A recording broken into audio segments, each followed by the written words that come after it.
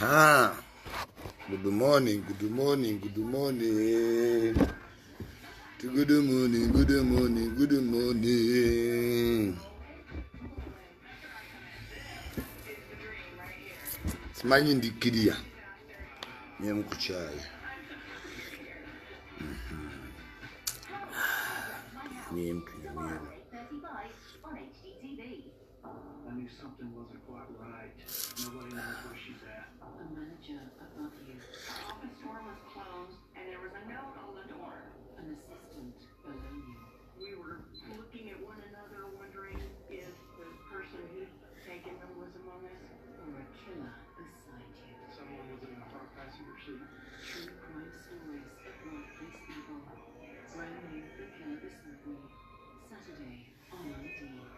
Mwasuze mutya jangu tunyumyemu nga sinnagenda yanguwa zuukuka wetereze nywa chai tandika olugendo lero lwa Mande va mu byokwetuulako kugamba ensi yakwefaako kola buli kyosobola olabe ng'ozuukuka wasuze bulungi ozuukuse alhamdulillahi rabbil alamin kyebalize mukama katonda kuba bangi tebasobodde Maradona teyasobodde ennaku eziyise Maradona teyasobodde gwani asobodde kyebalize mukama isengalo maaso zuukuka funa kacyayi towetuulako covid-19 atunyize zuukukirawo obe ng'otandika olugendo nze nazuukuse dda era kacyayi nkayina mu bujjuvu mbaagala nnyo mwenna abazuukuse mwebali nnyo mwebalire ddala genda ogezeeko buli kyosobola oba walinga oyina sitooko ne bifa mu covid still genda ogezeeko oba weewola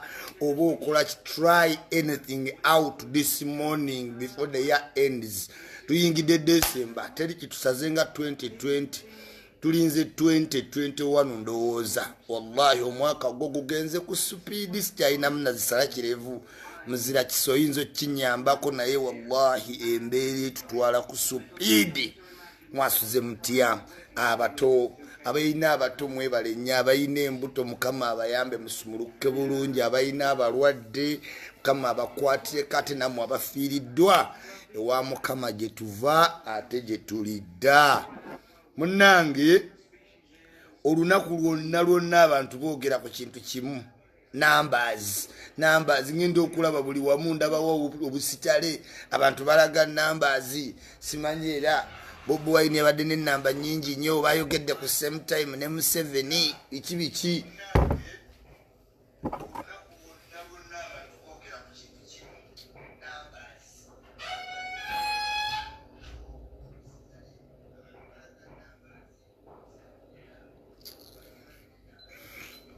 kakati njagala bana Uganda obagamba abantu balaba eno generation ya kabi naye eno generation eri very disappointing. Let me tell you. Daye mabega otunule kuwa Obote ngeri agenda ofuuka president. Somako ku Obote ngeri gye yafuuka president. Somako ku Museveni. Otegeere generation zizino enjawulo gye ziyina. Tewakeeranga bukezi nojja ne weegatta mu kampu ya Museveni gyali agenda otwala mu nsiko oba eyo Obote. No, there are certain qualities Obote needed and so was Museveni. Naye bw'olabanga eno generation yonna government ya kabi eri hampered by simanyi views nti era gundi bamulabe ku views. Let me tell you Ugandans, ekyo kitegeeza nti generation eno whereas ng'erina demand zimbu it's a different generation naye always bayina misguided energy bateka energy zaabwe wezitajirawo at all. For example, now let me ask, Museveni yabadde ku broadcasting ku all radio stations and TVs. What does that mean? Museveni yabadde awulirwa okuva e Kabongo, Kasese, Kisoro, Manafa, Moroto, Iganga, Mbale, Soroti, Kotido yabadde awulirwa. Kati gwe odidde bannayuganda ba subscribers ku internet bali million nga 2 of which most of those kakati bali mu urban centers n'abalala bali abroad more to say kati yeri village ya moko mu balancingira Museveni omu competing mulina okufuna very different other good ideas mu presenting other than that kuba kati ebyo ebya views kitegeeza ate mukyali very excited generation. Museveni tali about that. Museveni ali ready to commit on capabilities that sustain the strength, the nation Uganda from border to border. Museveni ali ready ku bintu birala nnyo byali committed okukola. Era ba competitor ba Museveni bandibadde bantu balala. It's very absurd. Nabagambye omuntu nga Mugisha Muntu alina okubanga yeewuunya because every time Mugisha Muntu comes up agira mu bad timing. Yali competing Besigye ngera still the energy was misguided ng'abantu tasobola kutegeera the qualities of Mugisha Muntu as a good leader. Why? Tetulina listening generation, tetulina reading generation. Eno generation ya excitement. Kyova olaba muntu oje excitinga mu katono nnyo woti nga bonna babambire ekyo era simanyi Isma yagambye bagenda tutta, Isma yagambye era agenda kunzita. That's petty. You can't present that to serious people. Isma yagambye so wengamba no is that so. Abantu banja aboogera ebintu ne bituukirira. Wenkuga weekend waliyo omunene agenda ofan Maradona n'afa n'okutta omulugu. That's your problem, not mine. Yes. Kakati one to concentrating nnyo ku media house ntino simanyi numbers. Magufuli yajjeko Facebook internet yagenza okudda nga bamaze okumulonda nga alayidde nga alina ba opposition babiri abazungu bennyini. They were the first people to congratulate Magufuli. So don't be mythical. Nolowoleza ebintu mu myth n'ogamba musimanyi era kyayitiridde ndabe n'abantu abamu bolowooza tebali serious nga naye akutte namba za internet. Olina okutegeera given the factors and circumstances Museveni is 76 kakati yetagenda kujja ku internet kwogera bigambo bi-impressing as a Twitter hooks. Nze nsobola okukola video nga nkimanyi weekend erina okugenda ku trending. Why? Manyi okuhookinga kwata bukwasi mu linnya Waikibenda ne mumuyita ku TV 8. Nze mba mmanyi kyenkola okitegeera. Kati Museveni taliwo to excite. Internet is excitement. Ojikoze otya ogenda kujja otya wekoze malala kino. Museveni yali ku purpose of just communication. Aina team etambuze ebyo noloza yamanyi for his intelligence amanyi nti once eddobozi liri ku UBC liri ku radio Kotido liri ku radio Teso liri ku radio Gulu liri ku radio Mbale liri ku radio Jinja liwuliddwa ku TV ku Baba TV Kweni TV awo eyo spread bagiyita to local people tali intended nnyo ku muntu ali kata welaza amufaaka as a president nekati mukana akalulu omuntu atalina ndaga muntu waki oli amuteeka mu calculation itamuteeka mu because tagenda kuba useful this kalulu. Whereas very important mu saturating information no updating abanawe no sensitizing but there is a limit. Let me give you an example. Bw'obeera ng'oli mubbi wa bibuuzo ng'obiguza abaana b'S6 oba S4 ebibuuzo baba babikola ku Lwokutaano ng'obirina ku Lwokuna bibeera bya ssente nnyingi naye senga ekibuuzo kituuka ku Lwokutaano olwo lwennyini ng'abaana bakikola saa musanvu olowooza oba okyakiseera olina okisala ebbeeyi because bagenda kukola either oba obaguzizza oba tobaguzizza they are going to do the exam. So you must understand the way you operate. Kakati gwobeera nga oliwo ku excitinga okay bafani bo ku internet that will say that most of your fans are in Abu Dhabi, Qatar, Oman, Canada, France, Sweden, Holland. Kati yes, those are Ugandans well with a good mind, but they are not going to participate. Mukana akalulu, they are just planning for them the next. Kakati ye Museveni mugezi nnyo. Talk to those few thousands that are listening maturely, tewali excited, yes, but business class, bo bamuwuliriza ne bamanya okuwulira omuntu omukulu aludde nga yafuga nation. Tebagenda getting excited about anybody. Kakati naye nga gwe tokimanyi capabilities ku ground. Museveni alina capabilities zitambuza information ku speed. Fefeka bali ku advance team tuba ku speed atengeza advance team waliyo endala ezikola other work. Toyina mafuta, toyina communication, toyina TV. It is very absurd mweno generation omuvubuka okuvayo n'ogamba mbunze nesimbyewo kubwa president nga your only source of argument is Museveni mubi, Museveni mutemu. Wandibadde ng'omuvubuka wa building adda capabilities nga media.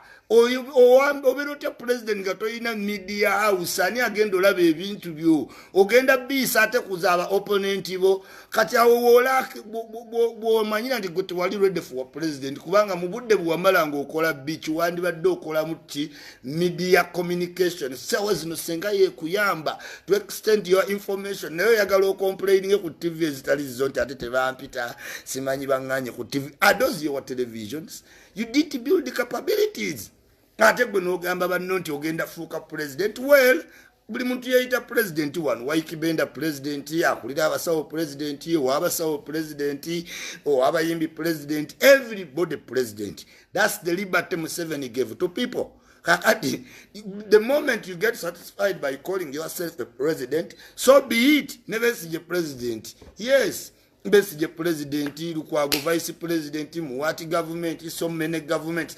Good, that satisfaction. Kuyamba to ease your ego.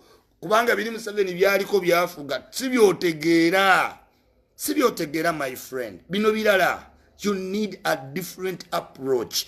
Twetaaga young vibrant person agendo situla emitima gy'abavubuka ng'ali eloquent, ali fluent. Ali articulate ebintu abimanyi from home to global tuli just nti ogenda bugenzeera Museveni simanyi Museveni n'ababbi babbi sente zaffe bakubuuza bazibbye batya whereas kale wonooboze mu president ogenda kijjawo oti ati ngenda stopping borrowing how can a poor country stop borrowing my friend you cannot use those tactics anymore time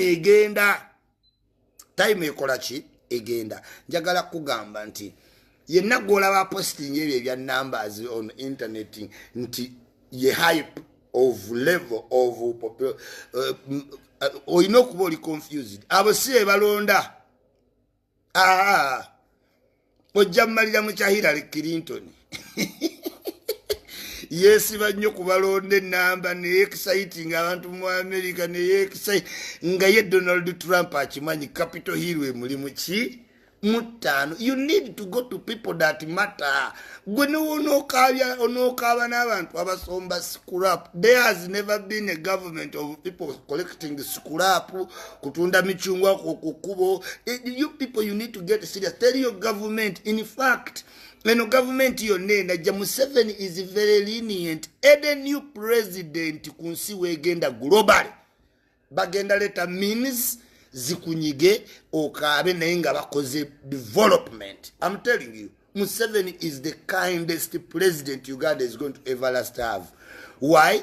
Akuze ensajja bagulala buli mtu amulabanga muzukuru kati such a person neweba business gendo la business nene zino Ikea Toyota anyani abayindi kasita bategera nti okuze bamukwano tuka myake nga bakujja mu management because you become pragmatic ngoli wakisa mbogenda kumukwano omukadaizo kuwa sente chovola baba jamu management Ikea abana be bamujja mu management kuba aba akuze nga wakisa eri everybody. Am I loud and clear? Ngoli mukajjamu bino bigambo biwulirize tobeere excited njagala otunulira ebintu on a very large scale mu ebintu byammwe mubirina lowing down to internet nkugambye Magufuli yagijjeeko bagenza okugizaako nga yayiseemu ng'alina aba opposition aba BBC, CNN, Al Jazeera, UN, NATO, ani Mossad, FBI, bonna tebanna questioninga ku Magufuli as if he has done any case. Can't imagine if white people can allow somebody in a modern era to have two opposition members, two tegera n'abazungu tebali kugwe, not at all. Tebasobola. Bamukongulate nza agenda kyalira ku Queen akyalye president wa France akyalye president wa America agende mu UN summit ECOWAS agende ya South Africa meeting eba regional leaders asayire in cabinet aberenga byonna bitambula as an elected government. Kakati mbulira mukwano, how important is internet in this elections? How? Nkuwadde vivid example kugambye Magufuli gwe muwana mukalulu kwennyini olunaku lwakalulu bajjako internet ogenda ogizaako ng'ayina opposition member babiri. Zuckerberg did not ask why internet was off in Tanzania. Neither CNN, nor BBC, nor any president material of any country, not Japan, not America, not France, nor Germany. Bonabo ba practicing a democracy. No one asked Tanzania. Tewali ya question in the European Union, simanyi monitoring teams election, simanyi abatunuli ebyokulonda. Nobody. They are all sending congratulations messages to Mr. Magufuli. Do you get my point? Nkola videos no kumacha zigende eri abantu abali soba wozukukire ku morning breeze Isma amalobozi gano gakuyingire ngawe mugenda musabo ne babateekako emmindi ntino ne bakomera leka amalobozi gano gabenge emmindi y'omusabo leka amalobozi gano gakubeerere ng'ennanga y'omukyaki leka amalobozi gano gakubeerere nga Sseekamanyi soma kaswido oba Kurani leka amalobozi gano gakuyingire ku makya ng'oli mu traffic jam ng'ogenda ku mulimu nga wakatuuka mu ofiisi nga weetegeka genda nga togenda kukola naye ng'olina by'okukola awakasooka owulira amaloboozi gano nyinza oba ndi prophet nga simanyi nze ngenda ne mbabulira ebintu nga awo tojja kusalawo n'owakana n'onyiigira nze nkubuulidde ekitegedde abazungu toba dependingangako not any country. By now, they have all sent congratulatory messages to Mr. Magufuli.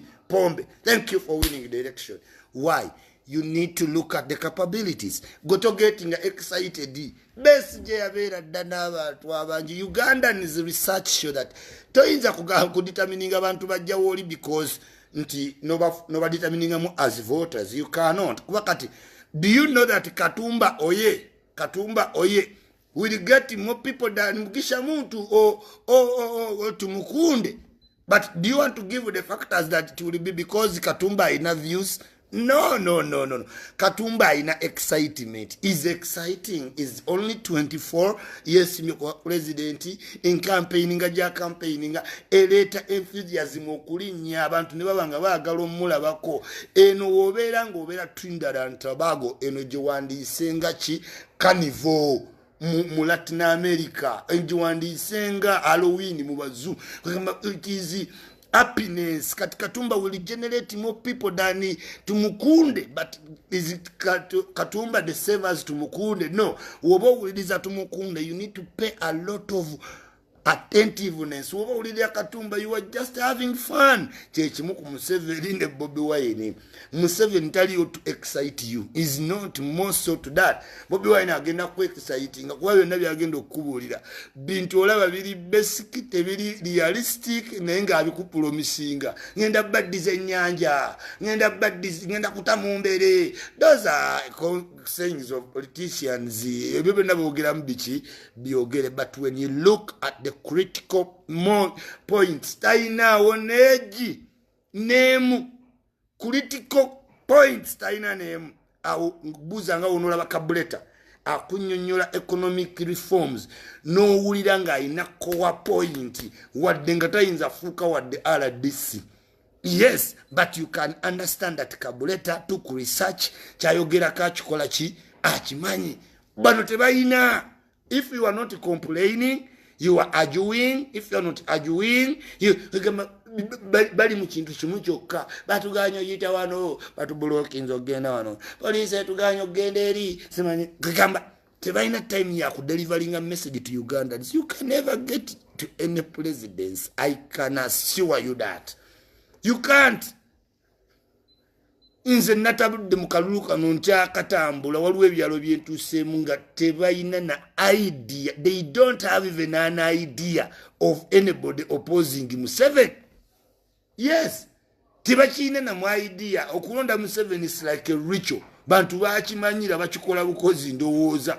I really get my mind okutegeera kubanga nabadde erukere luchere ninga balaye abantu bandaga nti tebayina idea.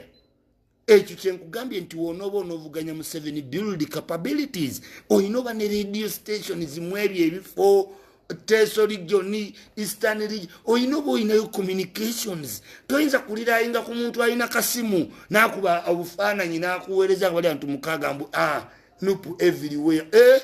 Blood. Ekyo kiri wala nnyo. There are gonna be many people who are going to be disappointed by the end of January. Mugenda ba disappointed ate tetugenda bawa wazi kuba January February tuli mu mama awards. Tuino kolo mukolo gonga gwa bay nga Uganda teina mu wadde insurgency. Try to riot on that very between January 14th to February tugenda kuba atawo tuli sitting government kati awo tukubira mu rights tutawanya government gena mu court naye ne capabilities ze court temujja zisobola cause appearance ya mu before bingi it doesn't exist.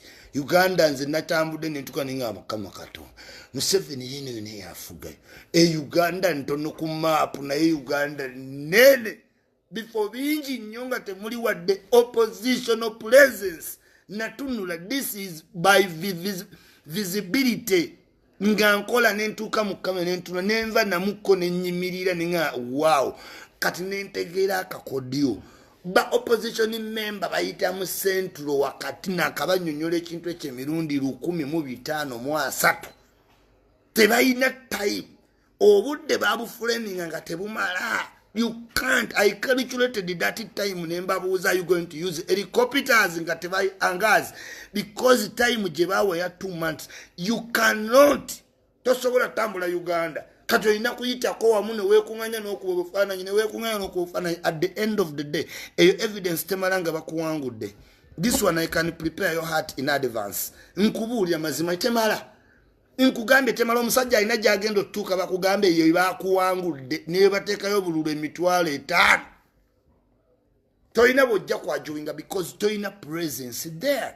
How will you tell court nti banzi berukiri jotaina wadde muntu wadde ka poster? Do you get the point? Now bana Uganda muyino tegera ba politician, they always look out for landing sites.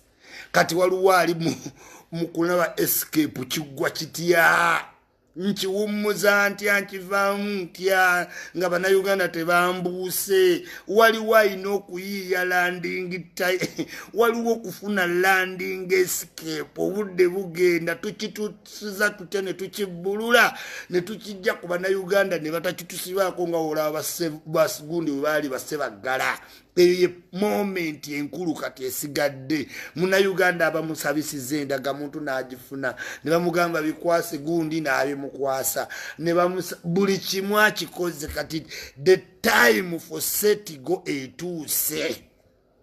Wano gendererawo nnyo bagenda kukutula omutima muna Uganda bagenda okukutula gwe abadde awagira fa bw'obeera toyina kyobadde otegera kinnyene kigenda mu maaso. Time ye ey'omutima okutuka etuuse. Time ye etuuse by January December nga wakava mu Christmas ne New Year omutima gwo gugenda okutuka. Weewuunye lwaki wali oyokya ebipiira, weewuunye lwaki wali osima oluguudo, weewuunye lwaki wakola ebintu byonna byokola nga bewabikolera bali mu negotiation ng'essanyu lyabwe kwatako mu ngalo za Museveni nga bafunye protection nga gwe tewakyalina muntu yenna akuliko kookola otya. Eyo time ejja muna Uganda always ogisafaringiramu. Buli weebaawo muna Uganda gw'olumwa omutima gugenda tusinga kuluma gwe.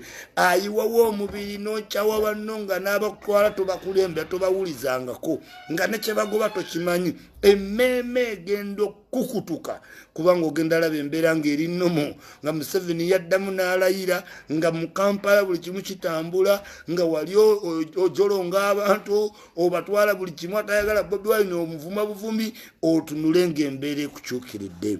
Don't burn bridges before you cross them. Bridges ezimu ogenda zeetaaga. Tokyawa munno ku lw'ebyobufuzi nga si ye gwe batwalamu ekyo ekifo. Sigala muwagizi werekeremu mu nsa.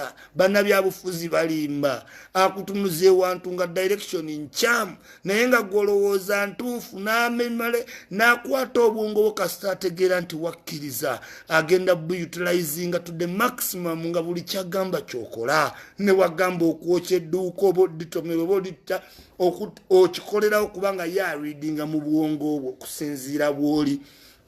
na mbeera kimoli bapima bulungi nnyo.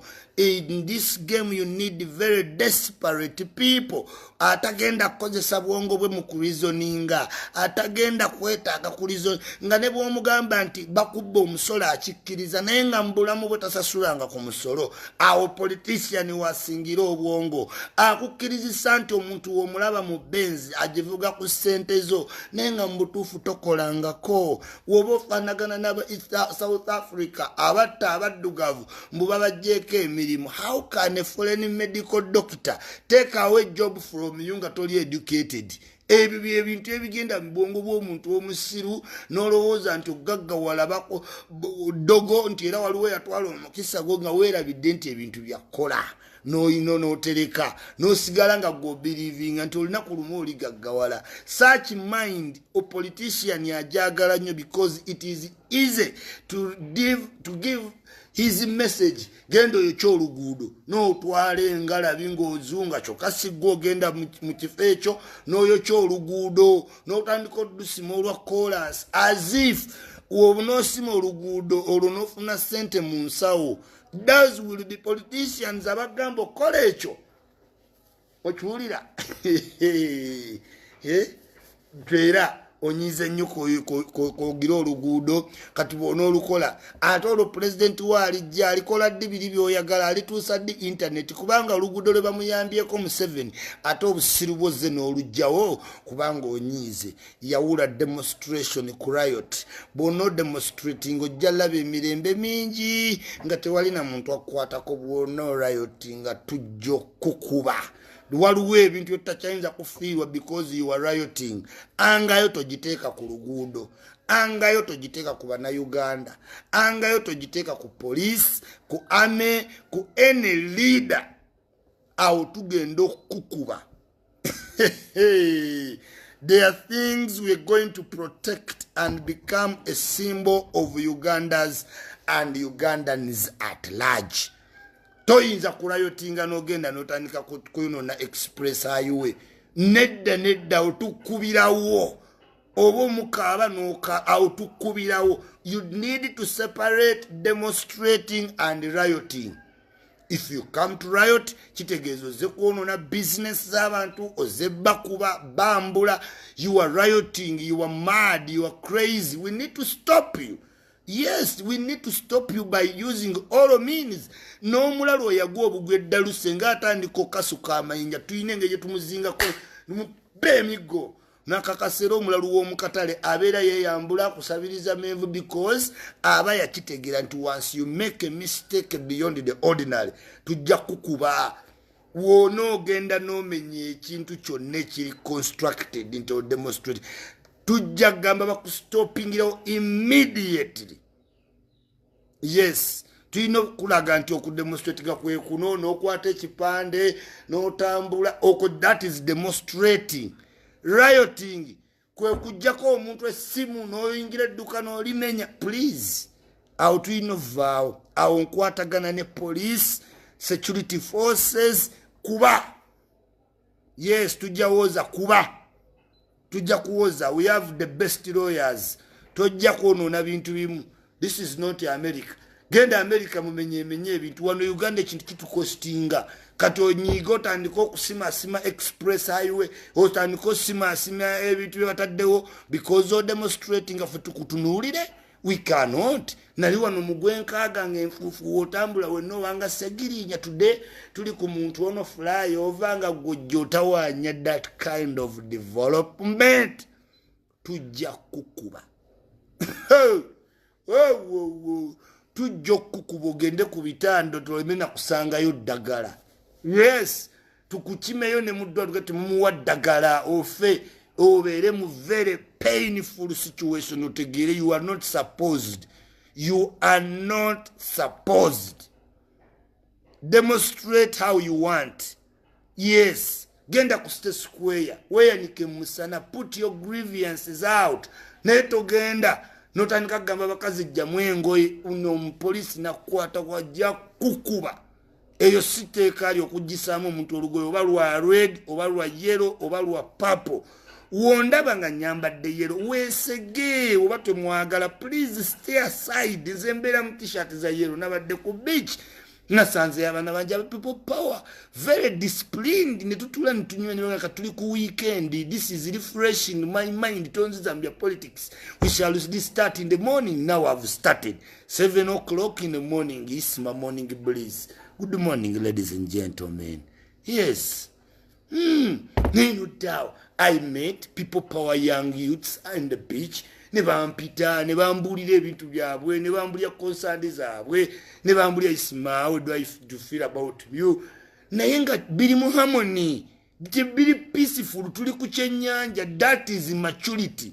Tonsanga notandika kunziimula kuba n'okunziimula obuziimuzi kunyiiza abankuuma. Kamata huyo kachini wewe oziimulani. Hey, goli mu government yefe yamuwe nejja namwe mujja bifuna. Yes, fe tuli mu government. Chikunugu nali mu opposition bwe munajja nabagamba nga netwale Luzira mbala muninako obusungu. Why would I be waiting outside? I will go to Luzira and relax, read the books and become a lawyer. Yes, it is easy to become a lawyer in a prison. Ask Mbuga. Ever since Mbuga came from prison, his reason is like a professor. Yeah, Mbuga reasoning bulungi nnyo juzi tomulaye nga atwala power. Yabatwala kakaba.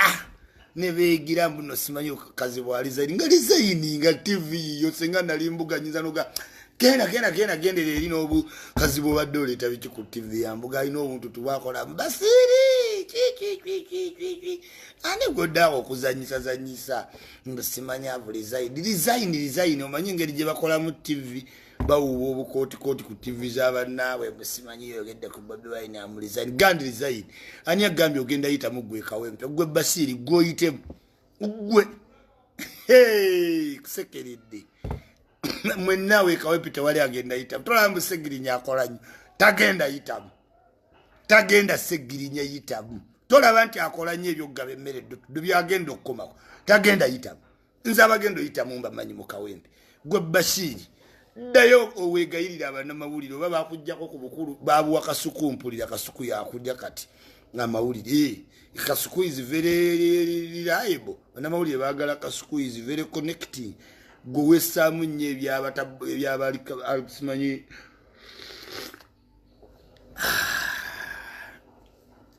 bwagira Museveni emizeje gikwata n'obukopo twaletanga bwa Museveni weyadde Musevenist kikulume Musevenist nze nali simanyi ndiyagala ne Museveni we. The moment this generation produced abantu abali incompetent nti bavuganya Museveni, I had to support Museveni very in all conditions, assertive, aggressive, combative zonna. Yenze Isma, I'm very aggressive, I'm very combative, I am Nkugambi kasanjanga ngeze competing, I mean competing in the real sense. King Kong world or anybody else. Yes, every morning saw wage nabagamba nzukka n'abantu abakedde bano bonna babuvunaanyizibwa seetaaga miyere kulekana netaga ntu abampuliriza ne mumpa time. I need time. This is why I get people confused. Ne bankuba mu katuni ne bankola scrolling Facebook, everybody is talking about Isma. What did I do? Why me? Always me. Bantu bagala bogera ko mu babuusa amaso, everybody is talking about me. Lord Jesus, Zani. Just recently when I was nobody, today every door I open, it just opens. Hey, nkama katonda tewe nyoma nga nabasomeseza ku kintu confidence. Try to be confident. Ne wokwa n'omuwala nga yemulamulo tumutegere asingira ddala obwenzi. Teri mukazi yemola gwe mola jendi omanyi ogwo gwennyini omuleka olowooza waliri kumbe ye mwenzi ddala noleka oluno olujagujagu lunayo kumbe lutali lwenzi. Try to detect ebintu byensi, try to detect, read signs. Omuntu nagamba ekintu tokirinze kirizoninga bulungi tera Isma secretarian Isma yayogedde ku bya secretarian. I did not. I gave you a very clear perspective. Nembagamba newe tuba twekoza tutya. They always term the Kenyan elections as being tribalistic. Really, they are. Uhuru Kenyatta eyajja ali ne Ruto. Ne Uhuru Kenyatta this time agenda wagira Raila Odinga because it is tribalistic. Ne nabagambi even in Uganda tukyusa bukyusa linnya. Let me tell you. Toyina bwogamba muntu. Nti this is why wetutuko kwesimbawo kizibu nnyo okugamba nti yeggwe Mukasa Joero ogenze kwesimba mu Karamoja Sub-region ne bwozimbayo kalina kati if it's not tribalistic what it is. Toyinza nkugambye Byanyima yali ku opposition at a time when Museveni was being loved so much. Byanyima was opposing Museveni, and this got the Western region very angry because Byanyima was at Museveni at the peak at the time. Museveni naleta ngoma ngimo musoga agende yesimbe ku Byanyima. Wallahi bango mangima akalulu teyadda onyankole nga bagamba niwe mushishi ovuderi ojenu. It is not that it is wrong, because sometimes you need to profound yourself from where you come from. Nkugambe mu England abantu omupira bagusamba mu areas mwe bava. Omwana yava mu Everton wenne wobeera nga Arsenal esambi ye wa Everton. Do you get my point? Kakati wano nagambidde inti mu Western region abanyankolera babadde mu power okuluzinga power katugeza avudde ku Museveni webalaba nti Mugisha Muntu son of a soil or is Tumukunde son of a soil is not good enough okujjawo Museveni baweera ddala Museveni. Awo kyotayinza disputing it is pride okuba ne president ngava mu region yo in any country, not even America. Chiri pride kubanga they develop from where they come from. The president are developing a jiava bogenda aluo sango boteleni nga yeyeli clear. This has nothing to do with me being sectarian. I cannot have been living in Europe for 10 years. I can't be sectarian. I'm just realistic. Atasoma nyigi dagamba kawulire mu luzungu ekyo kirungi kyosomeka wempe gombe namagunga nabisunsa kibuli kisubi nekwe nogenda nosoma mu masomero agataterekeka. How will you talk to us? Fakati abantu basombe buddo tusoma ne ba kings okitegera ojjo tugaye nti simanyi walimu wasoma mu mutie wanti mna mukasa n'obuuka n'omugenda just to P7 19 schools. We can't find you balancing up. Tusomedde buddo tetutulu kuva S1 paka S6 buddo tusomedde namagunga nabisunsa kibuli kawempe kisubi okitegera gayaza mwiri college okitegera amasomero agali substance noleta amasomero nti ofuuke president nga temuli somero liri sounding. Ladies and gentlemen, bachali bange benasoma nabe ekabojja bachali bange benasoma nabe ekabojja, where are you? Abantu benasoma nabe King's College buddo, where are you? Muleme kwetuulako namwe tutuule fe abantu b'ebuddo kabojja nabisunsa namagunga kibuli Taiba Kisubi Mwiri College na Miryango College kasa tutula tutunulira omuntu asomedde mu mutimu simanyi musabo amasomero 19 mu P7 alone, not being sure which class which school tukuwa president. Are we really serious? Tugenda kufiirawo mu luno olutalo ngenda lulwana mpaka welukoma siyinza kukkiriza bannange ata negateko gwonoomanya ku luno ngenda dwetikanga Isma siyinza kukkiriza. I'm telling you I can't allow. In the Isma you look at integrity as treasure. toyinza kunimba ne wobeera popular ne wobeera famous. Don't compare yourself to somebody who is intelligent. Togeza nze sikulimba nti njagala nnyo wa Lionel Messi, njagala nnyo sitolooza nti nja mugeza ku good lawyer. Nedda bya Messi Cristiano Ronaldo mbaagala nnyo ba film star. It's not the same as omuntu ali intelligent. Please, ebyo governing eggwanga genda obuuze George gundi ono Wycliffe Jean yalobinga basita bonna ne bagenda mu Haiti ne bajja bamala yakale simanyi Beyonce, Jay-Z, Cardi B, Kendrick Lamar ni bonna n'amaana agamba ayagala bwa president bakuba Wycliffe Jean kiboko yadduka emisinde taddagayo mu Haiti. Oyo George Weah yaleeta popularism naleta popularism simanyi European Player of the Year Milan, Inter Milan simanyi George Weah taina chamanyi ku governance bagenzo mukwasa ensi yonna gimesinze app yajjako juzi ne internet okubukera obukazi nomala gogera. George Weah yayogeranga Bobi Wine yagamba mbu amasomero gonna university gasome for free, not knowing that school fees is recurrent adamu na happening. Omujega nga tamanyi budget ya Liberia mu wiki billing amasomero gekalakasiza kagama ebyekisiru nti ngenda kuwa omusirikale asembayo 1 million. How abajega nabo ne bakitambulyako simanyi omusajja agenda kuwa buli muntu gw'owulira akkiririza mu analogy kitegeza tamanyi na ku calculating, tamanyi economics, tamanyi GDP ya Uganda, tamanyi per capita income y'abantu, tamanyi sente ze tusolooza. Nze ng'ampulira oyo nonsense ogenda jijjawo. Where are you going to get 1 million for a lowest soldier? Oyagala amajega bba abantu. Do you know the importance of having police and army? Bagambe ko lwaki baba decorating na stars sina mamotoka. This is not a money making company. N'abantu ne bawube emitwe. Bannange, ladies and gentlemen, mbagala nnyo mbakeera ku makya ne muzuukuka mu bungi ng'ate oluusi mulina ne programs emuli mu kulaba ne mumpa obudde ssaawa egi muzuukuka nange. Isma morning breeze. I love that. And I'm so humbled for it. Mwabanvuma mbalabanga ba underground fans kitegeeza atencha ino zukusa obwongo for a very long time. Okitegeera totegeera bye twogerako oze buzo Obama era toyogera simanyi ku president waffe.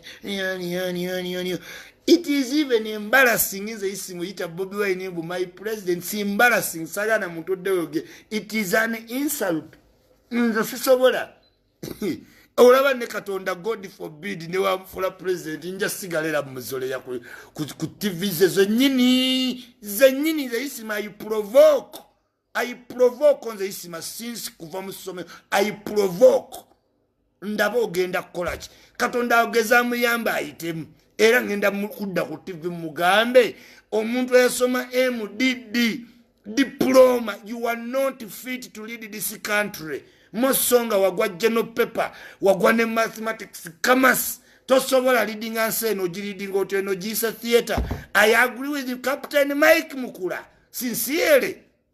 No gisa theater, we are not going to take a Uganda for experiment. This is not a try and error period. Wetaaga omuntu alina experience mu governance, omuntu alina ba allies amanyi geopolitics, ali connected, omuntu asobola balancinga Museveni byakoze nebimulemye n'atwongera mu maaso. That kind of a person tayinza kuba bano bajoka abayimbi. That person cannot be you.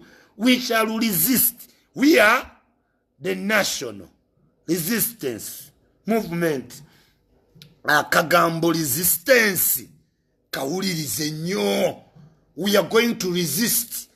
To resisting a bad enzige, to resisting endwadde, to resisting bad leaders, to resisting kuba twamala okukola calculation nti mu Uganda kuba president mwenda bebadde nabo balio abalala bafuga emyaka 22 Museveni afuze 35. By contrast Museveni asinga ba president ba Uganda abasookako all combine. nga tutunuulidde statistics za health, nga tutunuulidde educational levels, nga tutunuulidde development, nga tutunuulidde construction, nga tutunuulidde ne population growth at large. This is King Kong worldwide and nobody else. Buli saawa emu wuutakyali. Twadda ku bya Museveni, we are Musevenist. Big up Ashbali Kato, happy birthday. Webale kuba wakabino okuleta initiatives ezakabi mu ggwanga. Bebe kulu nkubuzaako this morning oboozukuse n'omukyala n'abaana. Njagala okutwala omukisa guno okubuza ku ekitiibwa Katikkiro, kwagala nnyo awe Mengo w'osinziira okulamula. Ne mbuuza ku bakulu ba Buganda n'abakulira buli tribe ba leaders, King Watolo, Wabasoga, Owabanyoli, n'abalala abaddiridde mwenna abali mu elections, ba police officers abali ku duty this morning, ba traffic officers abatuyamba ku traffic nga tugenda, no matter the conditions and weather, ba army officers amajega faga tukumira borders and beyond. Nembuza ku majega faga Somalia, Central African Republic, nembuza na kumwenna ba civil servants abakedde okukola na wadde ng'omusaala gwa mulungi. Nembuza na kumwentumwe n'abanyigirizibwa naddala ba teachers mweno pandemic period sustain nnyo a lot of pain teachers and also doctors, nurses, despite being underpaid. Mwebale nnyo, mwebalire ddala emirimu gyammwe gya os tumanyi muyita mu buzibu bungi nnyo, naye this is what you choose to do, you must be on duty. Tubagala nnyo mwenna abantu abasacrifice nze ne mubanga mufunidde obuzibu ku duty. Twagala mwenna abantu abazuukuse mu diaspora okumanya nti tubagala nnyo ne waka gye tuli. Twagala okutumira kuba ekitiibwa, ntumira kuyanga Dangote Aji nkutumiddeko this morning. Ndowooza ozuukuse bulungi mukulu Yasini.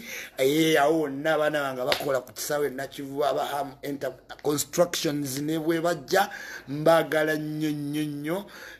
Medi Bahati okuva Doni Medibust okuva Malta, nawe nkwagala nnyo nkutumiddeko very this morning kasuku mwenna nga we mukolawo ku program y'okumakya twezimbe Ruth Karibala no kyali wango owakanyama mbatumiddeko nentumira kuba after 5 DJ Roger Young Escobar VJ Masi Pro MC Cats and Douglas Wanga nentumira kuba artists ngale naje muri mwebale nnyo bemukoze mubere ready nti mama zijja mu Uganda. Try to represent us as good as you can, just like Chiputigay nintumira kuba dusibe emisinda aba abantu beberabira our heroes Chiputigay, Kiproti, amanyaga mwe gafaanaga. I love you so much. Nakai nentumira ku mwenna abasaabaza abantu ku borders, ku taxi, bambi mubeere careful, abantu mbatwale bulungi ku mirimu. Abakyala babatudde ku border bambi vuga mpola mpola, batuulako on a very risky manner because tuli endowed. Abakyala baffe si buzungu kana akajjanga penso. No, we have women that sit. No gamba kino kyennyini kye bagamba abanene mu government. Kale mubatwale bulungi ku borders, mu taxi, mugondera amateeka, mufeeyo nnyo ku baana abato ku zebra crossing. Tosalanga ate omwana asala naye nga tofuddeeyo. Abakuba eŋŋombe tokubira abantu ngombe, oyinza omusula mu buzibu. Tube careful, tweyagale. COVID-19 ali serious. Try the best you can to wear a mask. Obulwadde bwa ddala. Abantu ba politician tebagenda bagamba bo tebafaayo, bafa ku kimu genda mu office. Faayo nnyo ku bulwadde naddala ng'otambudde mu bantu. Obulwadde buli very serious Ugandans. Njagala obategeezaako nti ate bugenda tweyongera nnyo mu Africa kuba abakola vaccine balinze bu maximizing mu Africa in a very highly densely populated continent. Then vaccine erabike nabajjukiza nti badokita bakola vaccine waba ba business people. Some want the legacy, some want the money. Mwebale nnyo mwebali ddala okumpuliriza. Mukama Katonda abeere nammwe. Njagala obajjukizaako nti tujja kuba tukwatagana edda mu byobufuzi mwebale nnyo mwebalire ddala okumpuliriza mukama katonda abankuumire yonna gye mugenda NRM ku ntikko abalala ne bakwebera Museveni yagenda owangula nawe kiba kikuluma kikuyingire kikudugudu okitegeeye nti yajja owangula ate tumale tweriisa enkuuli abamu wakoledde akalulu ate otunyiigire otulabe nga tuyitawo mu mmotoka ezitalina number plate ate omutima gukulume gukunyigire gukudugude tukimanyi naye we are working on that we are safe to secure Uganda's future with Museveni. Mulinde Museveni amalirize byakola munajja kasita mukyali bato. Until next time, it's always nice to meet me.